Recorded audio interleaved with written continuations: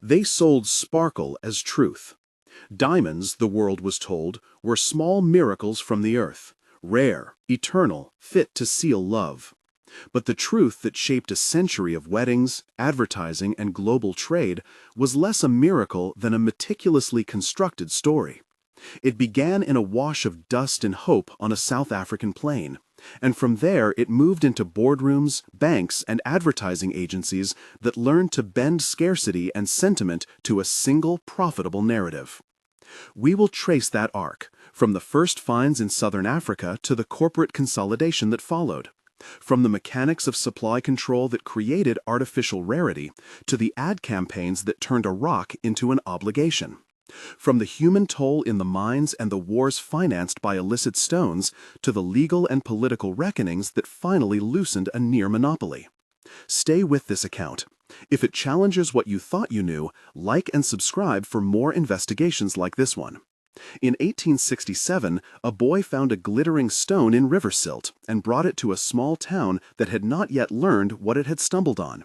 The discovery was quiet, a local event that would, within decades, redraw maps of wealth and power. Men followed the shine into diggings that flared into towns overnight. Tents, rough timber, tool sheds, pumps clattering at the edge of shafts.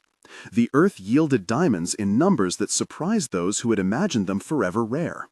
What made a few stones worth a fortune was not only geology. It was what followed: claim staking, fierce competition for the richest pits, and then consolidation under a handful of determined operators. Cecil Rhodes arrived in that world with a hunger for both land and influence. He bought claims, lent money, brokered deals. Across the Veld, Barnado and other miners pushed for their slice of the wealth.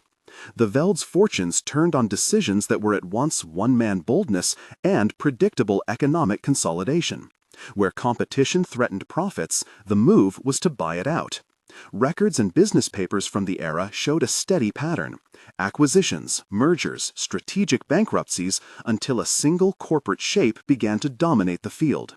De Beers emerged not as a single event, but as the result of that slow, intentional consolidation. Mine by mine, claim by claim, the market tightened. The control strategy was simple in concept and complex in execution. Where a free market would let price fall as supply increased, those who wanted price stability had to do the opposite: accumulate, hide, and channel. Warehouses were filled. Rough diamonds were stockpiled. Sales were routed not to an open market, but through a single organ that could allocate supply to chosen buyers. The central selling organization, whatever name it took at different times, became the gatekeeper. Selected merchants, the so-called sight holders, received parcels on terms written by the gatekeeper. If you wanted to buy consistently, you had to be on the list. If you ventured to sell independently, you risked being shut out. This was not rumor. Company memos, trade correspondence, and later testimonies laid out the mechanisms: purchase quotas, the buying in of surplus production, and quiet pressure that made defection costly. That pressure was not only financial. Industry sanctions could be swift and decisive. A diamond dealer who moved away from the approved channels risked losing access to the best parcels forever. Blacklists circulated. Payments were withheld. In multiple markets, the effect was to compress what should have been a competitive trade into an arranged system. Supply was not fixed by geology alone. It was managed by people with the legal and financial means to make scarcity stick. At every turn, the management of supply required a companion effort. Make people want what you offer and believe it cannot be had elsewhere. Marketing entered the story as craft and as alchemy. In the first half of the 20th century, advertising agencies were hired to do what boards of directors could not do solely with contracts and warehouses: produce desire. Slogans were tested, images selected, social rituals invented. Artists photographed glittering stones held in film star hands. Copywriters rewrote the diamond as proof of devotion and permanence. The most powerful of these messages was not a product descriptor. It was a cultural code that assigned symbolic meaning to the stone and then presented that meaning as natural. A diamond on a finger ceased to be a purchase and became a public promise. A diamond is forever arrived as a phrase in the mid-century and stuck. It did not fall from the sky. It was pitched, refined, and paid for as advertising copy. But its effect was social. Generations learned to equate durable marriage with an object that, the ads insisted, would not fail them. Jewelers and their trade associations recommended spending norms, amounts framed as appropriate expressions of love. The narrative shifted from geology to obligation. Where once rings might have been tokens among others, they became ritualized proof, and demand solidified as a social expectation in dozens of markets. Corporate strategy and cultural craftsmanship reinforced one another. When supply was tightened and desire widened, prices could be held at levels far above what a true free market would have produced. That margin funded further control measures, more buying of output, more influence over smaller producers, and more investment in advertising that further entrenched the myth. It was not fraud in the crude sense. It was an engineered market whose rules were set by those with the power to set them. The human cost of that market engineering was concealed behind the sparkle. Mines were run with strict hierarchies. Migrant laborers came from distant regions and lived in compounds that were tightly controlled. The compounds smelled of oil and metal, of sweat and machinery. The days began under a gray sun, and the work ended with exhausted men climbing from shafts. Reports, inquiries, and later memoirs described the system's harshness. Long hours, low pay, and a social order that separated the comfort of the boardroom from the labor of extraction. Women and children also figured into the industry, not as abstract statistics, but as survivors and witnesses to a process that enriched corporations while leaving communities prey to instability and poverty. The 20th century's larger political currents did not leave the diamond world untouched. Colonial administration, segregationist policies, and apartheid created the conditions in which large-scale extraction could proceed with minimal oversight. The mine's profits helped finance political power. The politics of the region shaped who benefited and who suffered. Later, as independence movements and rebel groups rose in other African states, diamonds acquired a darker role as currency for conflict. In places like Sierra Leone and Angola, rebel factions sold stones to buy arms, and the revenues prolonged wars and cost thousands of lives. International observers and media reports in the 1990s highlighted the phrase blood diamonds to describe the link between illicit diamond sales and violence. The term forced a public reckoning. The stone that signified devotion also funded death. The industry responded in several ways, some defensive, some remedial. International initiatives emerged, including a process that aimed to certify the origin of diamonds and to block conflict stones from legitimate markets. Governments, NGOs, and industry players negotiated standards, and in 2003, the Kimberley process was launched as a system to certify shipments. It was not a perfect fix. Observers and critics later pointed to loopholes and enforcement problems. But the process represented a formal acknowledgement that the supply chain could be weaponized and that governments and companies had a shared responsibility to seal the leaks. Legal challenges came from other quarters as well. Courts and antitrust authorities examined the means by which supply had been controlled for decades.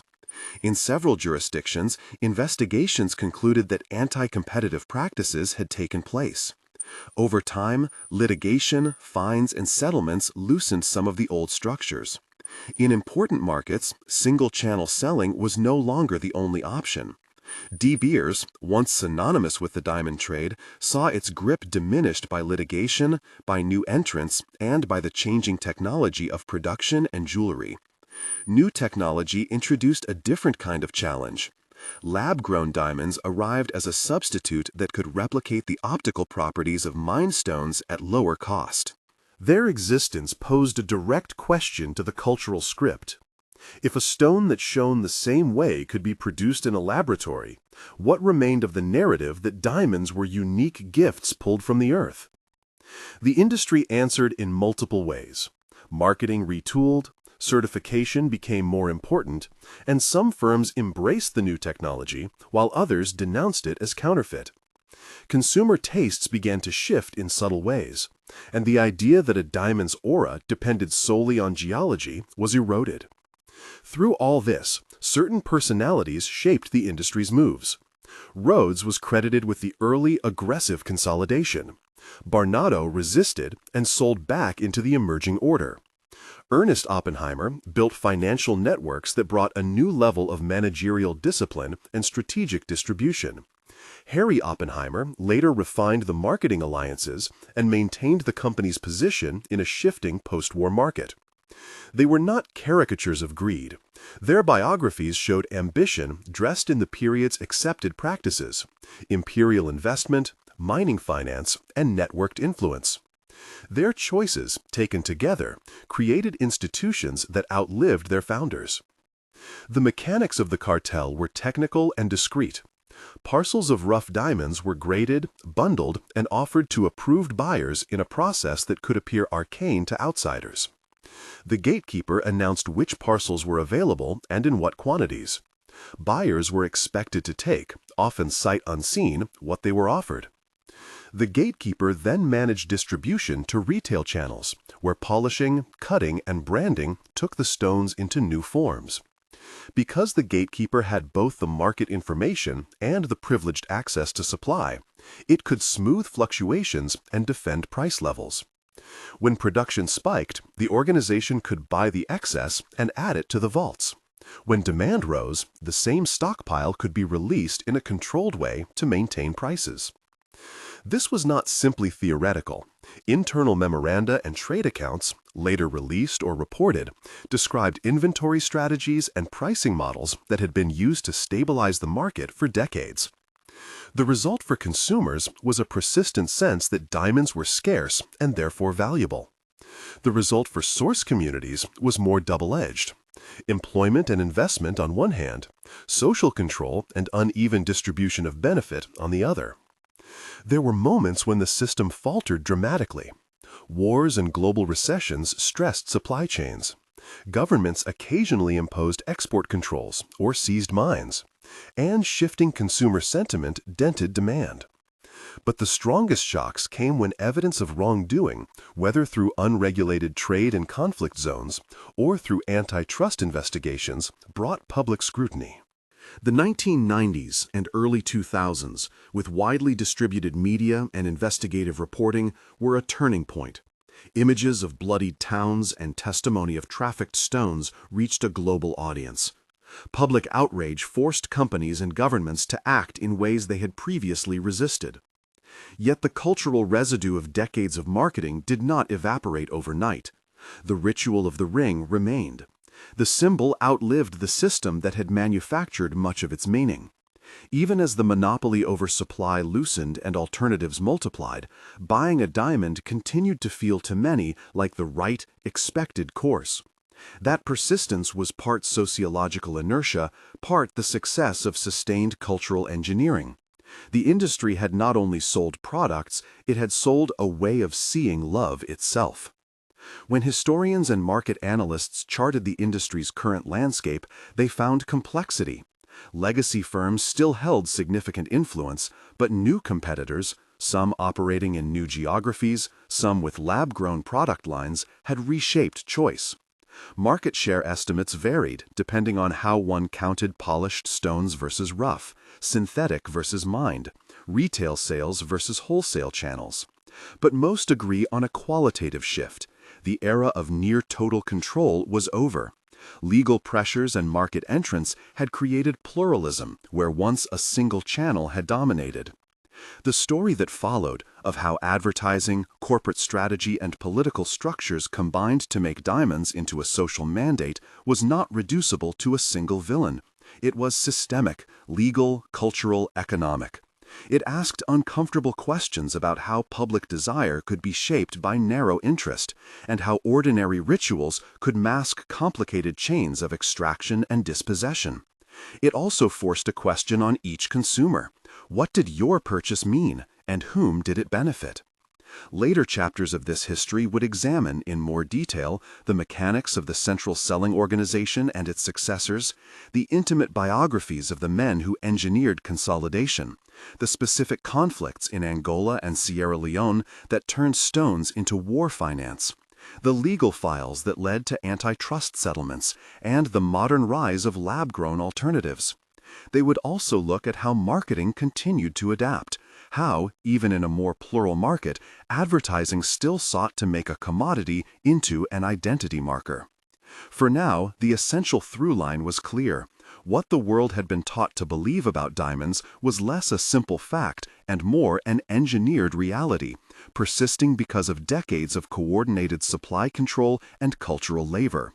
The next question was how the cartel had operated at its most effective, how parcels were allocated, how stockpiles were managed, and how silence and secrecy functioned as tools of market power. That examination would reveal, in concrete terms, the business decisions that allowed sparkle to masquerade as scarcity. At the center of the engineered scarcity stood not only mines and marketing, but an infrastructure of sale that translated stones into commodities and commodities into claims on value. The Central Selling Organization and its allied trading arms did not merely buy and hoard rough. They sat between miner and market, translating rough assortments into rhythms of availability. The rhythm had three linked elements: parceling, allocation, and enforcement. Parceling began at the diamond sort houses. Tons of rough arrived from shafts and alluvial pits, from the sun-baked stockyards of southern Africa, and from consignments routed through ports and brokers. Teams of sorters, men and women who had trained their eyes to a near instinctive knowledge of size, color, and structural quirks, separated mixed lots into hundreds of discrete parcels. Each parcel was a careful composition, a balance of goods that would appeal to different polishing houses and end markets, a mixture of sizes and qualities designed to be sold whole rather than carved up for a single immediate profit. The composition mattered because it constrained downstream behavior. When a parcel contained both mid-sized stones and a few exceptional pieces, a polisher who bought it could not simply rescue the best pieces and dump the rest on the open market without drawing attention. Parcels were stamped with codes and recorded in ledgers whose access was tightly controlled. Allocation was the political engine. The organization did not sell to every interested cutter or dealer. It sold to a closed list of buyers whose access had been vetted and could be revoked. These site holders were chosen not only for technical capacity, workshops, equipment, and skilled labor, but for a pattern of reliable compliance. They were expected to accept the parcel as presented, a lesion of industry discipline known as the site principle. A site holder could not haggle, return, or publicly undercut the suggested price. To do so was to risk being removed from the circulation of supply. In return, site holders received predictability, an assured if curated flow of rough, occasional financial support in the form of credit lines, and a place within a privileged chain that could secure retail contracts and promotional channels. Enforcement gave the system its teeth. Contracts were draconian in their banality: non-disclosure clauses, penalties for diversion, requirements to report downstream sales. But the true enforcement often relied on quieter instruments. A site holder who tried to subvert the regime could expect less credit, delayed parcels, or a sudden contraction in their allocation that left polishing mills idle and payrolls unmet. The central apparatus maintained a register of reputations. Access could be withdrawn by administrative fiat. When discretion failed, legal teams stood ready to pursue suits across borders, and informal pressure, switching of correspondent relationships, denial of access to insurance or shipping networks served as a deterrent. The combination of economic leverage and reputational sanction created a culture in which silence became a currency. Better to comply than to speak. These mechanisms were supported by internal routines that read like an exercise in social engineering. Weekly inventories were circulated in condensed form only to those who needed to know. Mimeographed memoranda described strategic reserves and release schedules without indexing precise quantities. Senior executives discussed harvest projections and consumer forecasts under the cover of apparently technical memos about assortment management. A select few in Johannesburg, London, and Antwerp had full visibility.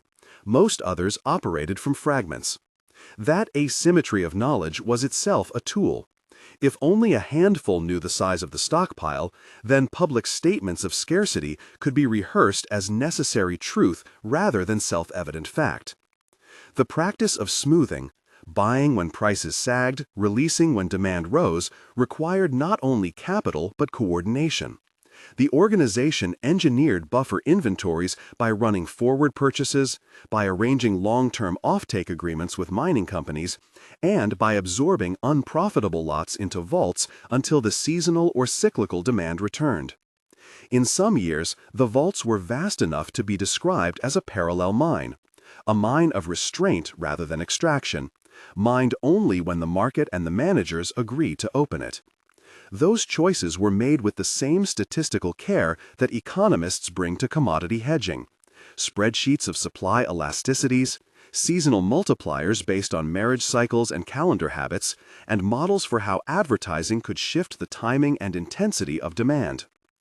Secrecy had cultural consequences as well as commercial ones. By shielding allocation mechanisms, the cartel allowed marketing to do two things at once. It created a narrative of emotion that was insulated from the realities of supply, and it created a retail environment in which guarantees and rituals closed the sale. Retail guarantees, certificates of authenticity, lifetime guarantees, appraisals, added an aura of permanence that matched the rhetoric of diamond as love. Meanwhile, an advertising apparatus taught buyers not to ask about origins. The famed copy line that declared a diamond's tie to eternity did not emerge out of nothing. It was grafted onto a market where those who pulled distribution strings had already solved the technical problem of scarcity. The human labor of sustaining that silence was mundane and relentless. Procurement officers ran daily meetings to reconcile consignments and adjust release plans. Archivists maintained files that would later be invoked as evidence of discipline. Shipping clerks checked crates against manifests and watched for anomalies. Executives, whose names rarely appeared in public memoranda, traveled discreetly to meet with ministers and local concession holders to secure leases, to buy time, or to smooth over political disruptions. They cultivated relationships, friendly dinners, private meetings, concessions paid in confidence, that knit corporate interest to local power. There were also deliberate efforts to manage perception through selective transparency. When the market required a show of openness to placate regulators or to reassure consumers, the organization supplied audited figures or made public statements that emphasized production difficulties or geological unpredictability. Those moments of disclosure were carefully staged, enough data to sound convincing, not enough to surrender the levers of management. When investigative reporters and prosecutors later demanded deeper records, the paper trail was often a labyrinth of accounts and intercompany transfers that obscured more than it revealed. Complexity, the cartel learned, could be as effective a shield as secrecy. Within those corridors of calculation, characters moved who did not fit neatly into villain or visionary. There were the engineers of consolidation, men who argued that a predictable market would support mines, jobs, and communities. And there were the operators, who measured each decision in balance sheet impacts. Some of them confessed privately to a certain discomfort at the human cost of their models. Others saw themselves as stewards of an industry that, if unmanaged, would produce ruinous booms and busts. The moral arithmetic was complicated. Stability could be defended as a public good, even as it required private discretion to maintain. Yet cracks appeared every time the apparatus met an ungovernable variable. War disrupted shipping lanes and introduced sudden scarcity that no stockpile could immediately soothe. Newly independent states in Africa pressed for different revenue shares and local control. Their political claims translated into renegotiations of concessions and into forced sales that bypassed conventional channels. And as media and investigative reporting matured, the ledger of silence became harder to keep closed. Stories of illicit flows, stones leaving conflict zones, brokers skirting rules, and dealers reselling under opaque terms began to force the organization to adapt. Public relations became less about persuasion and more about damage control, stopgap measures to repair reputations while the machinery continued its work. One illustrative corner of the system was the site itself. Picture a cavernous room, lamplight bent into glare above long tables where parcels lay in velvet-lined cedar boxes. Men in plain coats moved in a practiced choreography. Inspectors bent low, lighted lenses focused on tiny interiors of crystal. Clerks recorded serial numbers. A senior buyer scribbled arithmetic and looked up only when a steward called the next lot. A site holder who opened such a box could feel the double bind, the thrill of access, of being entrusted with prized rough, and the weight of obligation. Accepting the site meant taking on not just the stones, but the social contract that came with them. Refuse, and deprivation would follow. The consequences of that contract could be sudden and brutal. When a single influential buyer balked at allocation terms or attempted to reroute parcels, the organization did not need to issue public denunciations. It simply throttled that buyer's future access. That action often forced a recalcitrant business to adopt conformity as survival strategy. For many smaller cutters in Antwerp and Surat, being dropped from the list was equivalent to exile. For larger houses, the risk signaled a widening vulnerability that influenced boardroom decisions. In short, the site system converted market power into social power. It disciplined behavior without the spectacle of legal muscle. Financial instruments complemented social discipline. The cartel's trading arm could extend credit to favored houses, effectively tying their cash flow to ongoing compliance. Loans were conditional and often opaque, structured to be callable in the event of non-compliance. When financial crises hit, currency instability in a polishing center, or a lender's collapse, the houses most entwined with the cartel could be pulled back from the brink by these lifelines, but with strings attached. The result was a web in which finances, supply, and loyalty braided into a single governance mechanism. Yet the same architecture that made the industry resilient also made it brittle. Over-reliance on closed channels left little room for organic market discovery. An institutional habit of managing scarcity could miss emergent substitutes, improvements in cut quality that made smaller stones more desirable, or later, the technological advances that would permit lab-grown gems. When alternatives arrived, the old system's reflexes, lock the supply, whisper the price, no longer guaranteed the same outcomes. Consumers who had been taught to see diamonds as unique began to face new offerings that challenged both symbolism and price. Perhaps the most decisive factor in the system's long decline was transparency itself. As markets globalized and media networks expanded, more actors demanded accountability for the origins of what they bought. Civil society campaigns and investigative journalism stripped away layers of convenient silence. Governments, confronted with public pressure, opened inquiries. Buyers began to ask questions not just about cut and clarity, but about chain of custody. Even then, the infrastructure did not collapse overnight. It adapted, fragmenting into new alliances, spinning off trading houses, and shifting emphasis to certification and traceability. The old vaults remained, but their authority had been diluted. Still, for a generation, the cartel's methods had sufficed. Parceling, allocation, and enforcement turned geological abundance and variability into an experience of rarity. The vaults and the vows of silence were instruments of a market that sold identity as much as commodity. When that identity began to be contested, by legal pressures, by new competitors, by consumers who cared about provenance, the industry had to change its narrative and its mechanics. How that change occurred and what it meant for the small towns where stones were dug and the showrooms where rings were bought would occupy later chapters.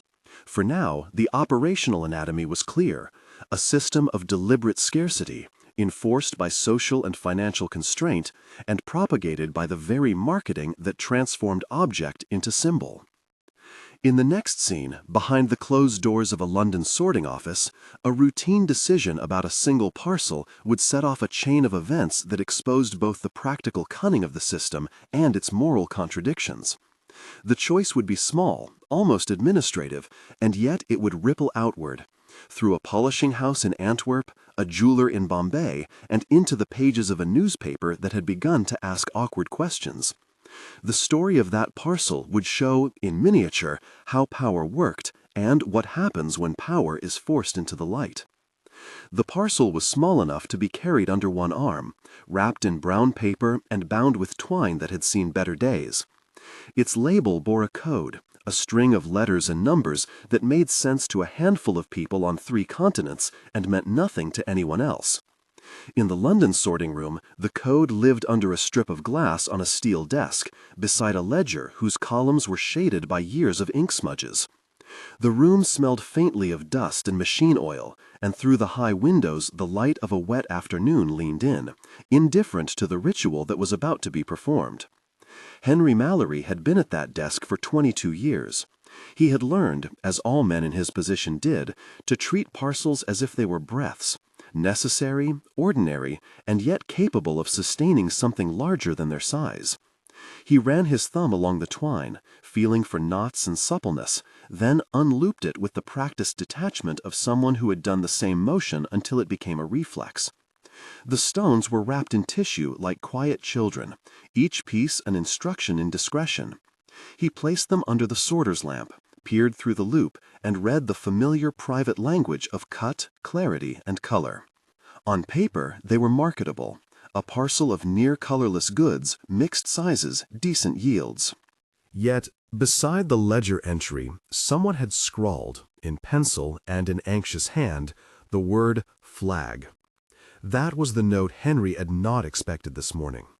Flags could mean many things: payment in arrears at the receiving house, a query about origin, a regulatory question at a port, but in the last year they had often meant something harder: politics.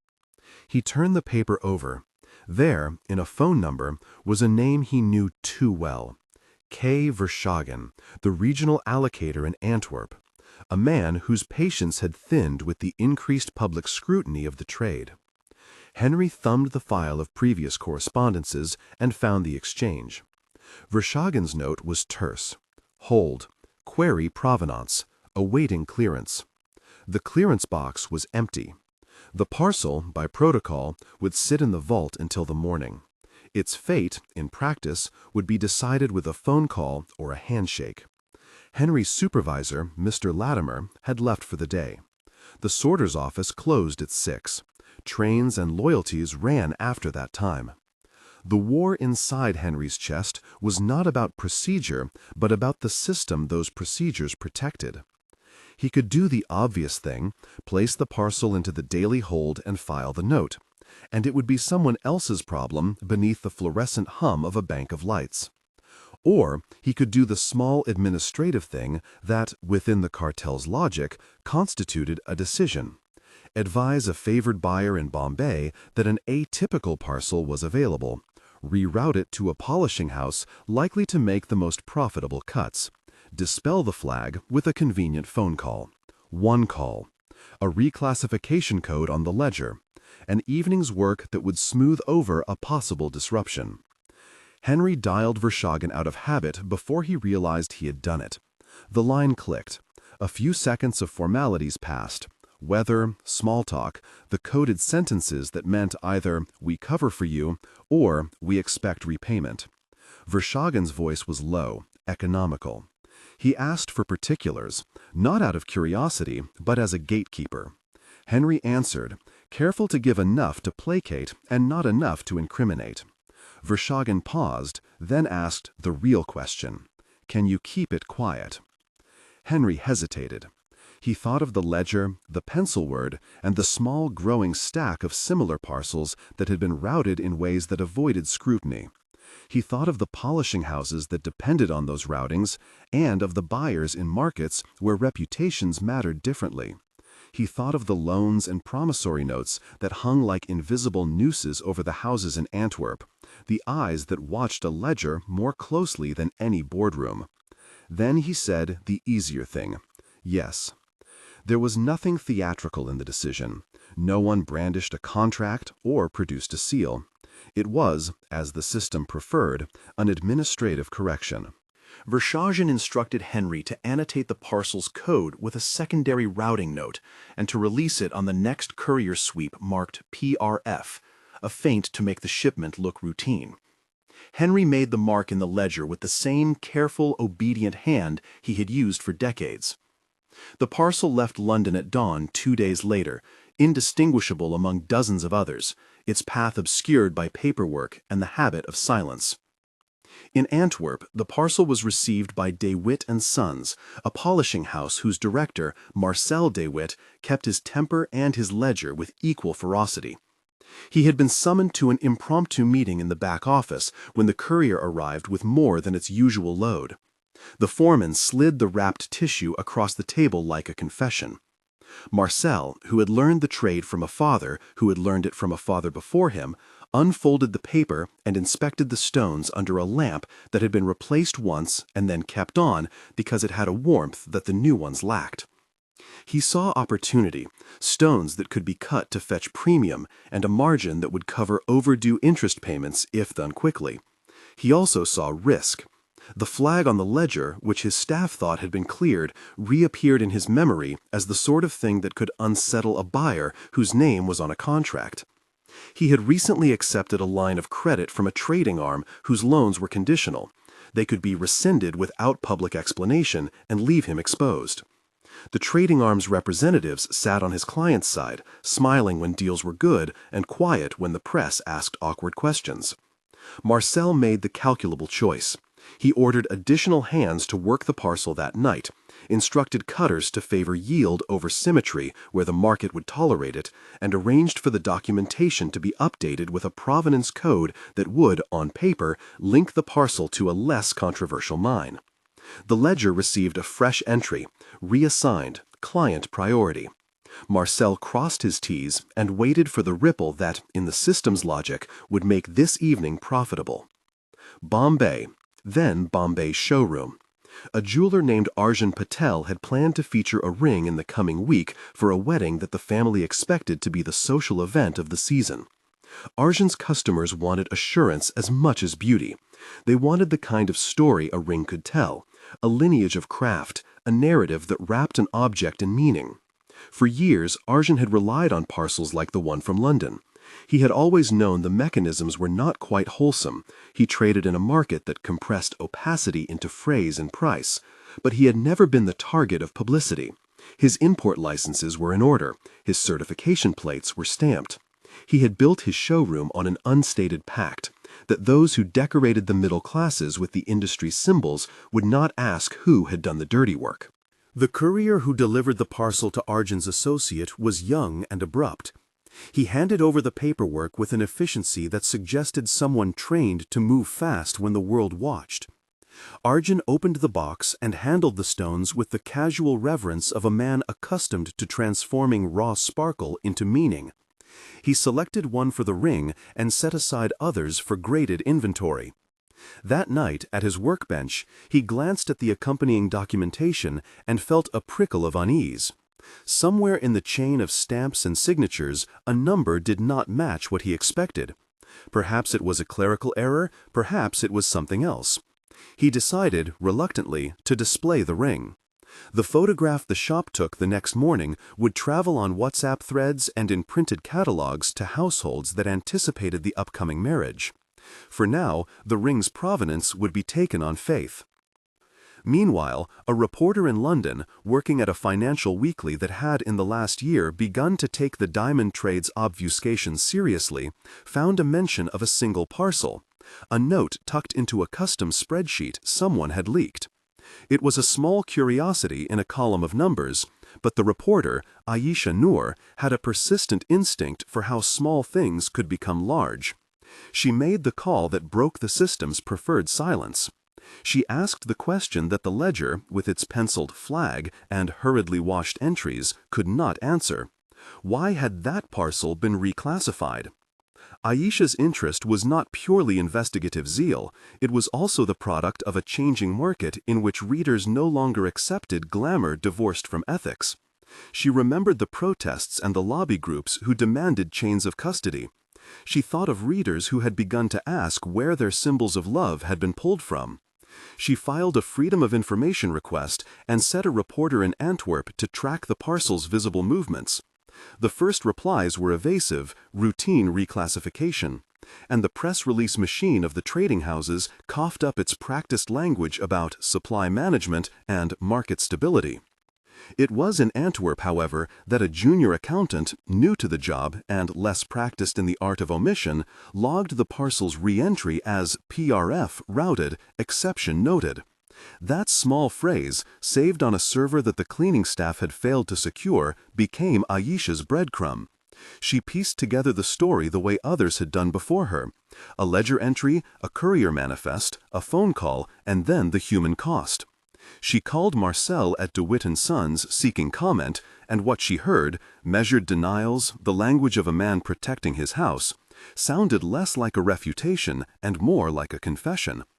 Publications in Bombay reprinted the London piece with a local addendum, a photograph of Arjun's show window, the ring displayed beneath soft light. Arjun in Bombay found himself negotiating with a bride's family who had read Ayesha's piece and wanted, with the intensity of modern consumers, not just beauty but truth. He offered a certificate, then the history on paper that would satisfy the family's need to attach meaning to the object.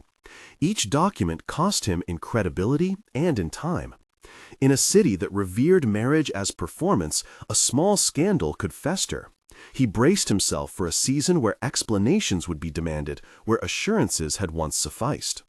And Ayesha, whose story had bloomed from a single flagged parcel into a series of revelations, found the trade's defenders mobilizing the language of panic, market instability, unintended consequences, and the risk to small employments.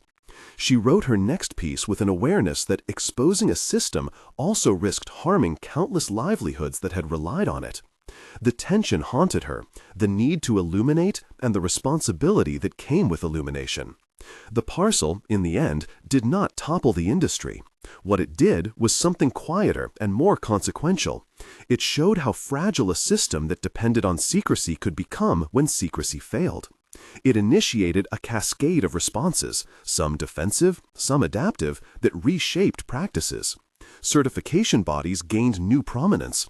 Buyers began to demand proof beyond the old seals. Trading houses who had once monopolized allocation learned to trade in transparency as another commodity. The old choreography, vaults, whispers, and ledger entries retreated into niches where they could endure, insulated from the public eye, while a new set of mechanisms asserted itself at the surface. Yet the human outcomes were ambiguous. Some cutters who could adapt prospered. Others, tied to the conditionalities of loans and contracts, found themselves suddenly exposed. A petty merchant in Surat defaulted and saw his shop folded into an auction catalog. An Antwerp family, secure for generations, reorganized under a new corporate structure to satisfy auditors. Arjun's ring sold at the price he had set, and the bride wore it, but in private, the family spoke differently about value and meaning. If there was a lesson, it was not one of neat moral closure. The parcel had done what small things often do. It revealed the seams. Those who read the seams saw possibilities and dangers both. For a system that had, for decades, converted abundance into the perception of scarcity and turned commerce into ceremony, the intrusion of a single parcel into public view was an invitation to alter the script. The change would be slow and uneven, contested in trading houses, in courtrooms, and in market floors. It would involve new actors, certifiers, municipal regulators, curious journalists, and a shifting balance between private power and public accountability. Yet the human outcomes were ambiguous. Some cutters who could adapt prospered. Others, tied to the conditionalities of loans and contracts, found themselves suddenly exposed. A petty merchant in Surat defaulted and saw his shop folded into an auction catalog. An Antwerp family, secure for generations, reorganized under a new corporate structure to satisfy auditors. Arjun's ring sold at the price he had set, and the bride wore it, but in private, the family spoke differently about value and meaning. If there was a lesson, it was not one of neat moral closure. The parcel had done what small things often do. It revealed the seams. Those who read the seams saw possibilities and dangers both. For a system that had, for decades, converted abundance into the perception of scarcity and turned commerce into ceremony, the intrusion of a single parcel into public view was an invitation to alter the script. The change would be slow and uneven, contested in trading houses, in courtrooms, and in market floors. It would involve new actors, certifiers, municipal regulators, curious journalists, and a shifting balance between private power and public accountability. On a rainy morning, a fortnight after the initial discovery, Henry returned to the sorting office to find an envelope with no twine waiting on his desk. Inside was a letter from a reader of the Financial Weekly, someone who had seen Ayesh's series and taken it upon themselves to map a few routes. "Thank you," it read. "We had no idea of what went on behind our rings." The card was unsigned. Henry folded it carefully and placed it in his wallet. When he went to the window and looked at the street below, he could not tell whether the city had changed or if he simply saw it differently now. The industry would continue to parcel, to cut, and to cultivate desire. It would invent new guises for old behaviors and new institutions to buffer itself from scrutiny. But the parcel's path had opened a window that others would peer through. In that opening, small administrative choices, those that had always seemed only procedural, began to be recast as moral choices. The ledger's penciled flag became, for some, a prompt to ask who kept the books and why. And in the rooms where decisions were made, men and women who had long thought discretion the highest virtue started, cautiously, to imagine a market that answered not only to price but to provenance. They did not know yet what such an imagination would cost them, only that the cost of remaining unchanged had, in the newly lit world, become higher than it had once seemed.